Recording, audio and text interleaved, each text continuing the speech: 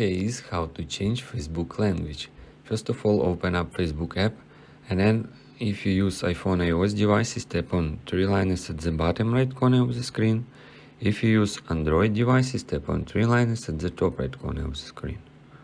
Alright, next step, you just scroll down, tap on Settings and Privacy, and here you should tap on App Languages over here.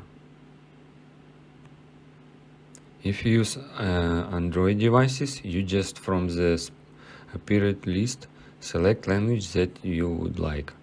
On iPhone iOS devices, you should close Facebook app, tap on Settings, then scroll down a little bit, proceed to General, then scroll down, select Language and Region, tap on Add Language,